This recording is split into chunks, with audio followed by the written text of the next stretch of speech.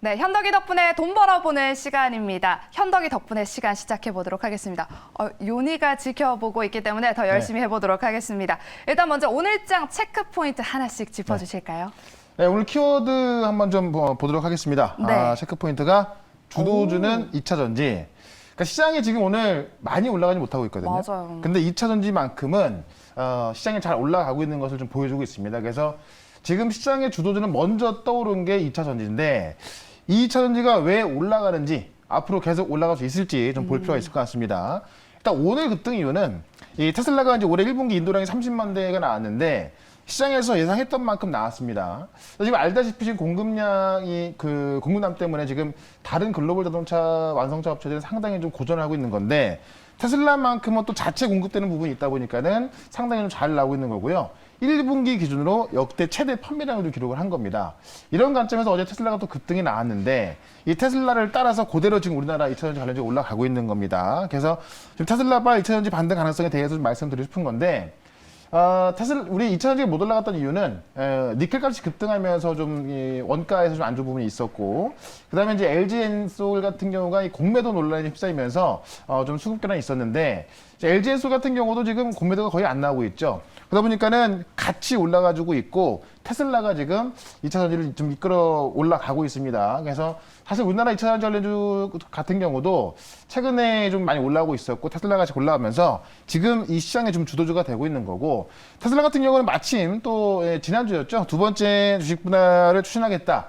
이게 언제 할지도 모르는 건데 이런 이야기를 하면서 어떤 주가에 또 재료를 좀 내놓은 겁니다. 그런 관점에서 지금 테슬라만큼 강한 기업이 없고요. 그다음에 테슬라 같은 경우는 알다시피 정말 뭐 초고평가의 이 고속 성장 기업입니다. 그런 관점에서 2차 전지가 올라가고 있는 만큼 2차 전지는 계속 봐야 될 것 같고 그 다음에 올라갈 종목까지 또 우리가 좀 챙겨봐야겠다라고 말씀드리면서 이 외에도 오늘 집중할 종목도 말씀을 드려보도록 하겠습니다. 네, 2차 전지 계속해서 살펴봐야 한다라고 말씀해 주셨고 또 오늘 또 관련 종목들 준비해 오셨으니까요. 네. 어떤 종목일지 잠시 후 알아보도록 하겠습니다.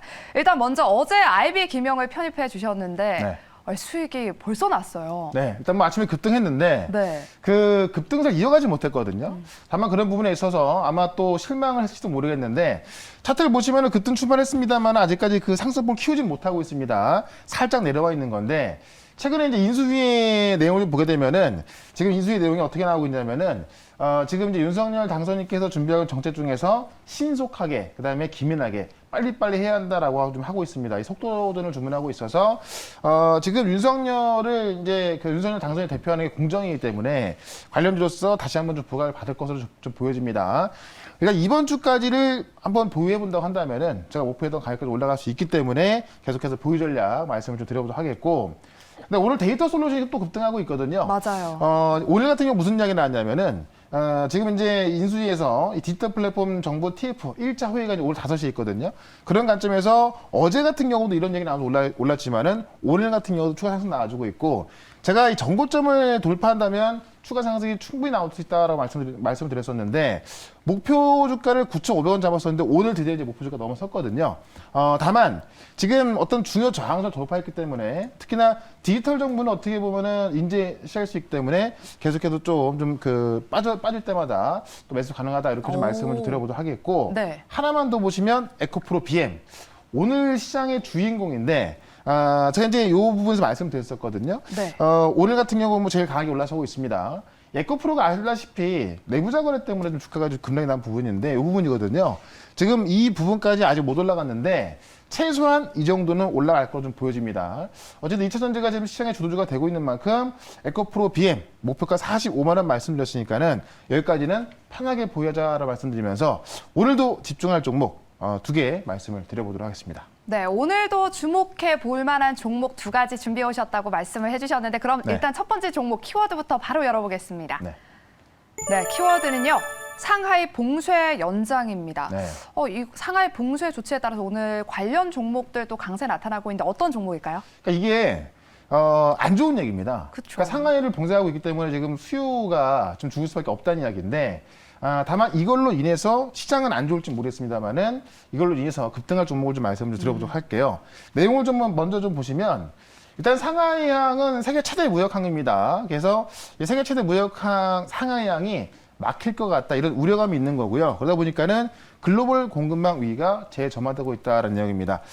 내용을 좀 먼저 보도록 할게요. 일단은 어제까지가 이제 4일, 8일 동안 좀 봉쇄하는 날이었고, 다만 그동안 좀 확진자 많이 나왔죠. 오늘 공개된 것만으로 상하이가 이제 그 중국 그 본토에서 1만 6천 명이 나왔거든요. 그러니까 지금 그 우한 코로나 당시 때가 1만 5천 명이 그랬어요. 그걸 넘어선 겁니다. 그래서 지금 상하이 봉쇄 원래 어제까지였는데 그 봉쇄가 지금 연장되고 있어서 언제까지 이어질지 모릅니다. 그래서 지금 아직까지는 상하이 항이 아직은 잘 돌아가고 있다고 합니다. 근데 지금 이 봉쇄령이 연장이 되고 있기 때문에 조만간 지금 상하이 항이 막힐 거다라고 있는 건데 세계 최대 물동량의 항구가 마비 가능성이 나와주고 있는 겁니다. 그래서 이 글로벌 공급망에 좀 타격을 좀 줄 수 있을 수밖에 없고요. 현재 1분기 입출항하는 컨테이너 수가 396척인데 지금 최대 운행이 400척이라고 하거든요. 그러니까 거의 지금 모가지까지 올라온 겁니다. 그래서 그런 부분에 있어서 우리가 이 글로벌 공급 가능성, 이 글로벌 공급망이 또 막힐 가능성을 좀 봐야 될 것 같고요. 이렇게 됐을 때 좀 수혜볼 수 있는 종목을 하나 말씀드릴 거고, 그다음에 지금 중국이 제로 코로나로 지금 가고 있는 건데 전 세계는 지금 위드 코로나 아니겠습니까? 지금 네. 같이 가고 있는 건데 중국만 제로 코로나로 가고 있는 거예요. 최근에 봉쇄를 좀 약하게 해서 이제 제로 코로나에서 벗어나는 거 아니냐는 이런 좀 기대감이 있었는데 지금 홍콩이나 중국 같은 경우는 80세 이상의 2차 접종 비율이 극도로 낮거든요. 특히나 1차 접종 같은 경우도 지금 미접종 비율이 40%가 넘습니다. 그러니까는 중국 같은 경우 위드 코로나로 가게 됐을 때는 백신 미접종자가 많기 때문에 상당히 좀 큰일 날 수 있는 거예요. 네. 그런 부분에 있어서 중국은 일단은 계속해서 제로 코로나를 유지할 수밖에 없고 이게 체제를 대표하는 거거든요, 중국에. 그러다 보니까는 만약에 지금 위드 코로나를 이야기했을 때는 또 후총될 수 있기 때문에 아예 그 높은 고위 관료직들도 이걸 아예 말도 못하고 있다고 합니다. 그러면 이 제로 코로나로 갔을 때는 결국은 상하이항은 막힐 가능성이 있다라고 보고 이와 관련된 종목 하나를 말씀을 드려보도록 하겠습니다. 네, 뭔가 듣다 보니까 물류 회사이지 않을까 싶은데 네. 어떤 종목일지 바로 공개해 주실게요. 많이 하시네요. 네. 자, 물류회사 중에 바로 오늘 종목은 KCTC입니다. 네. 이제 우리나라에서 좀 물류기업 중에 하나로 좀 보시면 될 것 같고요. 수출입 물류 전문 기업입니다. 그래서 최근에 컨테이너 터미널, 항만, 무역, 운송, 보관부터 지금 소화물 사업을 주요 좀 영위하고 있고요. 중요한 게 뭐냐면 꼭 테마로만 볼 것이 아니라 지난해 영업이익이 300억 나왔거든요. 그러니까 작년 같은 경우에 쿠팡에 물류를 공급하면서 또 수익이 좀 많이 났고 작년 같은 경우도 좀 물류가 안 좋았죠. 그런 면에서 작년에 실적도 되게 좋게 나왔는데 영업이익이 300억 나왔음에도 불구하고 아직까지 시가총액은 2천억이 안 됩니다. 그만큼 실적 대비해서 작년에 좀 저평가돼 있다라고 좀 보시면 될 것 같고요. 어제 제가 말씀드렸던 종목과 마찬가지로 유통주가 지금 40% 정도밖에 안 되기 때문에 어느 정도 품절이라고 좀 보셔도 괜찮을 것 같습니다. 작년에 화물 대란이 일어났을 때 주가가 3배 급등한 적이 있습니다. 그래서 지금 아직까지 화물 대란이 일어나고 있는 건 아닙니다만 상하이항이 막혀 있고 중국의 방역 체계는 지금 이제 위드 코로나가 아니라 제로 코로나로 가기 때문에 상하이항이 막힐 가능성이 있다고 본다고 한다면 이 종목을 지금부터 우리가 접근하면 좋겠다라고 말씀드리면서 차트를 좀 보도록 하겠습니다. 차트 보시면 이런 물류 기업들이 좀 충분히 좀 바닥권에 좀 내려와 있습니다. 그래서 이 바닥에서 이제만 올라오는 모습이고 아직까지 올라간 게 없고요.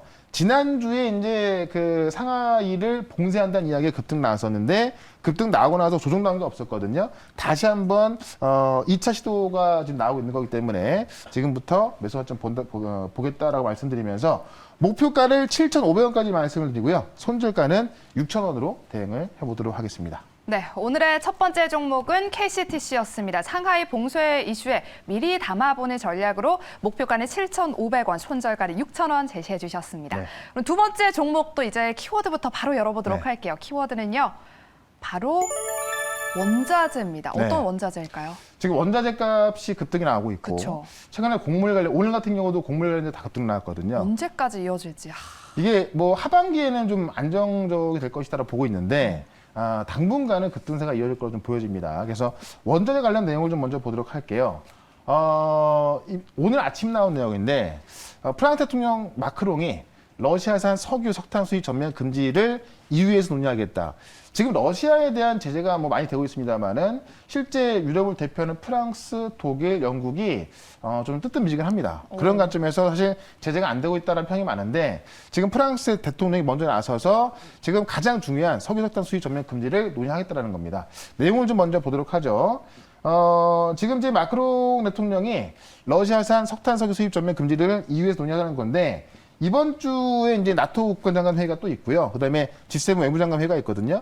여기에 지금 그 미국의 이 블링컨 미 국무장관도 참석할 예정인데 여기서 요거를 이제 좀 다시 한번 논의하면서 과거에도 논의했습니다만은 사실 유럽 입장에서 지금까지 러시아에 계속해서 어떤 그 원유라든가 가스를 거의 한 40%, 50%까지 좀 의존하고 있었기 때문에 쉽지 않은 상황인데 그러다 보니까 러시아에 대한 제재가 못 들어가고 있는 거고 이거를 꼭 하자라는 내용이 내용이 좀 나오고 있는 겁니다. 그래서 이번 주에 내용이 나오면서 추가적인 제재가 좀 들어갈지 좀 봐야 될 것 같고 폴란드 총리가 이제 작심발을 했는데 네. 러시아 제재 강화를 촉구하면서 사실상 지금 전혀 그 러시아 제재가 안 되고 있다라고 하면서 독일과 프랑스를 콕 집어서 비난을 했습니다. 그래서 지금 유럽을 대표하는 국가들이 너무나 소극적이라서 지금 뭐 전혀 제재가 안 되고 있다라고 해서 이런 목소리들이 커지고 있고요. 이번 주 아시겠지만은 러시아가 이제 지금 그 우크라이나 수도 키이우를 떠나면서 지금 민간인 사상자들이 나왔지 않습니까? 그와 관련해서도 지금 추가 제재 얘기 나오고 있기 때문에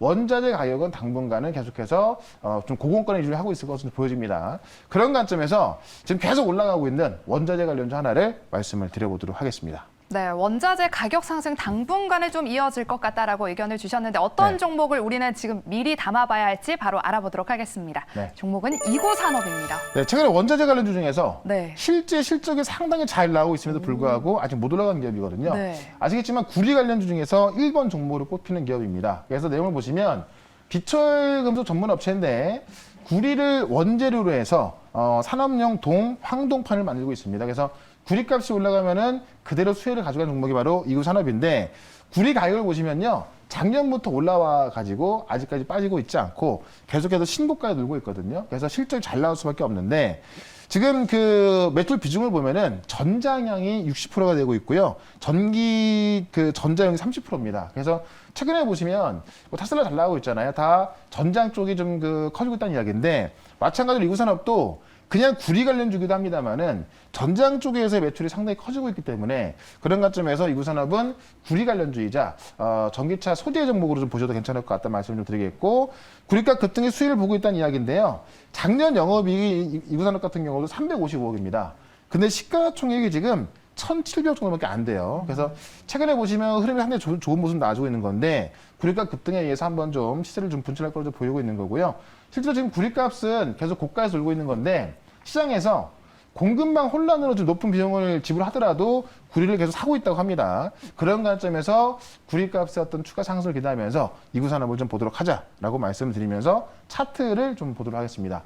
차트 보시면 최근에 이제 좀 상단까지 올라와 있는데 어제 강한 모습 나고 오늘 쉬는 모습입니다. 근데 지금 밑에 거래량을 보시게 되면은 지금 이 어떤 그 중요 저항선을 돌파하려는 그런 모습이 좀 나와주고 있고 실제로 구리값이 올라가고 있죠. 그 다음에 지금 실적이 잘 나온 상황이죠. 거기다 원자재값까지 전반적으로 좀 급등세에 있어서 조만간 제가 볼 때는 중요 저항선을 돌파할 것이다라고 말씀을 좀 드려보면서 이구산업 목표가를 일단은 이 신고점을 넘어가는 6,000원까지 말씀을 좀 드려보도록 하고요. 손절가는 4,700원으로 말씀을 드려보도록 하겠습니다. 네, 두 번째 공략주 이구산업이었고요. 목표가를 신고점을 넘어서 6,000원 제시해 주셨고요. 손절가는 4,700원이라는 점 가격 전략까지 참고해 주시기 바랍니다. 저희 교훈 보셨나요? 현덕이 네. 가즈아라고 조금 전에 올려주셨어요. 바뀌던데 네, 맞아요. 제가 볼까 하다가 일단 현동이 나오니까는 아유, 그렇다면 우리 현덕님과 함께 갈 수 있을 방법이 또 있죠. 네.